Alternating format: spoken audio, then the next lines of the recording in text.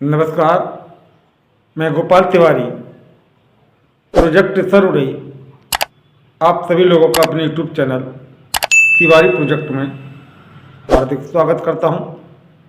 तो गाइस, इस वीडियो में आज हम आप लोगों को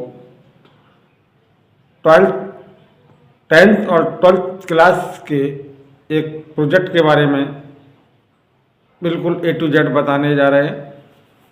यह प्रोजेक्ट CBSE बोर्ड का है और प्रोजेक्ट का सारांश टाइटल है स्टेप डाउन ट्रांसफार्मर।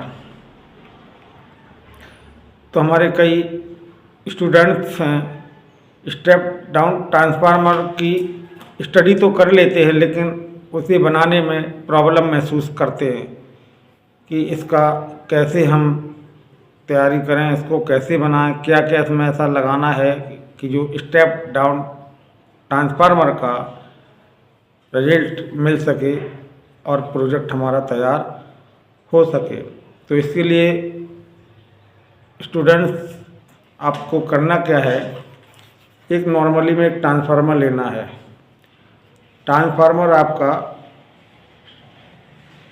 कोई भी हो, 012 हो सकता है, 09 हो सकता है, 909 हो सकता है, 606 हो सकता है।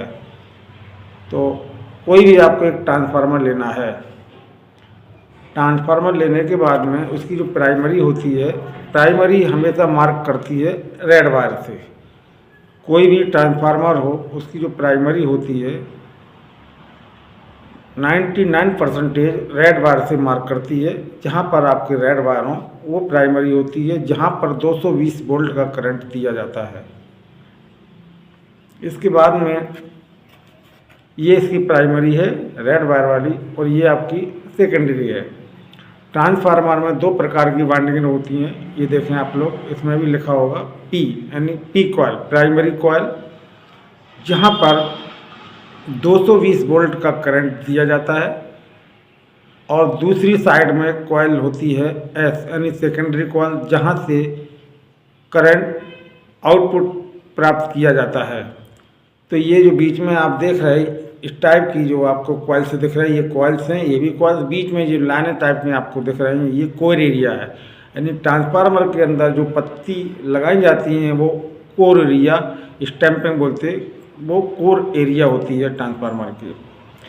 अब ट्रांसफार्मर का वर्क होता है, ट्रांसफार्मर यानी टर्नों को, जो टर्न होते कॉइल के, जो लपेटे होते, उनको क्या करना पड़ता, ट्रांसफ़र, यानी मतलब कि एक कुंडली से दूसरी कुंडली में ट्रांसफ़र करने वाले वायर को हम ट्रांसफ़र कहते हैं। यानी कि एक कुंडली प्राइमरी और सेकेंडरी का आपस में कोई संबंध नहीं होता। अगर आप सोचें कि प्राइमरी से हम कंटिन्यूटी चेक करें और सेकेंडरी में हमें मिले मीटर के, तो नहीं मिलेगी। ये सेफ वायरिंग होती है, प्राइमरी वाइंडिंग हमेशा सेफ होती और सेकेंडरी वाइंडिंग भी हमेशा सेफ होती। इनका प्राइमरी और सेकेंडरी वाइंडिंग के आपस में कोई रिलेटिव कनेक्शन नहीं होता है। जब म्यूचुअल इंडक्शन शुरू होता है, यानी कि म्यूचुअल इंडक्शन का मतलब जब प्राइमरी में 220 वोल्ट का करंट दिया जाता है, वह करंट तेज़ी से पतले वायर में रन करता है, तो वहाँ पर म्यूचुअल इंडक्शन शुरू होता है, जिसके कारण प्राइमरी से सेकेंडरी में करंट या वोल्टेज ट्रांसफ़र होने लगती, तभी इसको कहा जाता ट्रांसफार्मर। तो प्राइमरी से सेकेंडरी में करंट इन्हीं टर्नों की म्यूचुअल इंडक्शन के वर्किंग के थ्रू पहुंचता है, जबकि प्राइमरी सेकेंडरी का कोई आपस में कनेक्शन नहीं होता है। अब सवाल उठता है कि इस ट्रांसफार्मर का जो वर्किंग है वो स्टेप डाउन ट्रांसफार्मर क्यों है। तो स्टेप डाउन बात समझ रहे हैं हमारी। स्टेप डाउन का मतलब कि जो स्टेप से हम ट्रांसफार्मर को फुल वेव से करंट देते हैं और आउटपुट में डाउन मिलता है, तो स्टेप डाउन ट्रांसफार्मर कहलाता है।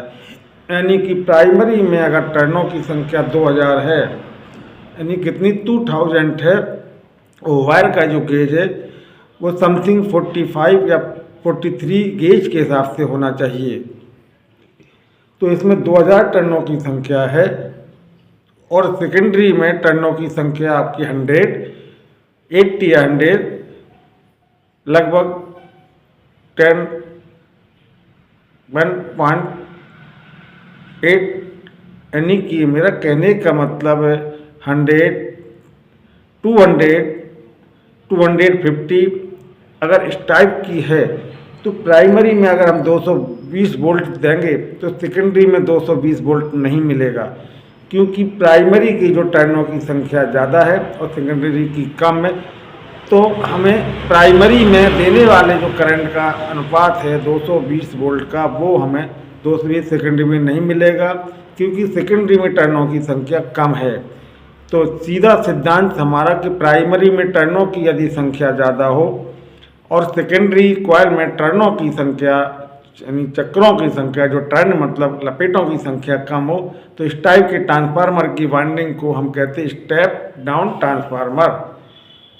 इसके जस्ट अपोजिट होता है, यदि प्राइमरी में टर्नों की संख्या कम हो और सेकेंडरी में टर्नों की संख्या ज़्यादा हो, तो ऐसे ट्रांसफार्मर कहते हैं स्टेप अप ट्रांसफार्मर।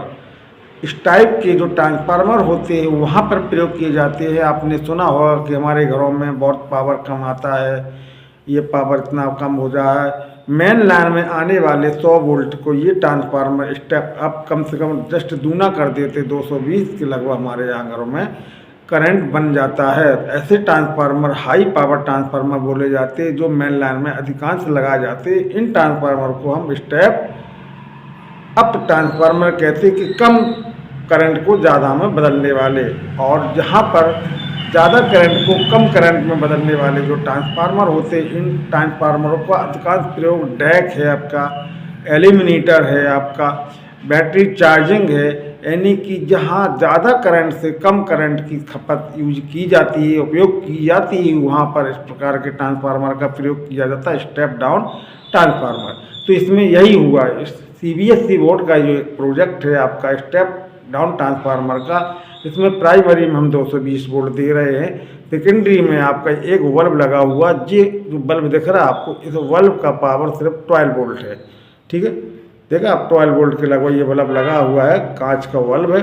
तो यहाँ पर 12 वोल्ट कैसे हो गया, यहाँ ट्रांसफार्मर में गौर से देखें 606 बीच की लूप हमने इसको डिस्कनेक्ट कर दी। बीच की लूप दिख रही है आपको, डिस्कनेक्ट कर दी, तो हमारे पास जो करंट बना 0-12, तो यहाँ पर हमें 12 वोल्ट का एक बल्ब लगाना पड़ा। अब हम इसमें 220 देने जा रहे हैं, तो यहाँ पर 12 वोल्ट का बल्ब ऑन हो जाएगा, यानी कि कम वोल्ट का बल्ब ऑन हो जाएगा, जबकि करंट कितना दिया जा रहा 220 वोल्ट। तो बने रहिए आप वीडियो पर, इसका पूरा फुल प्रेजेंटेशन जरूर देखें आप।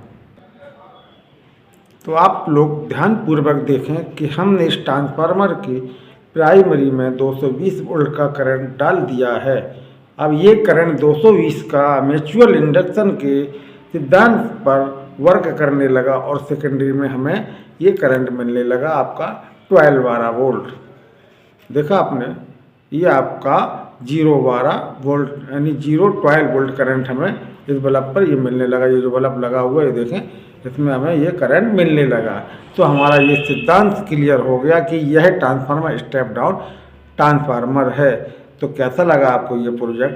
कभी भी CBSE बोर्ड में आपको अगर स्टेप डाउन ट्रांसफार्मर का कोई प्रोजेक्ट दिया जाए तो आप मेरे चैनल के माध्यम से आप उस प्रोजेक्ट को आराम से बना सकते हैं। इसी के साथ यदि आपने मेरे चैनल को लाइक, सब्सक्राइब, बेल आइकन नहीं किया तो प्लीज़ मेरे चैनल को आप लोग लाइक, बेल आइकन पुश जरूर करें, जिससे आपको पर डे नई नई वीडियो की अपडेट मिलती रहे।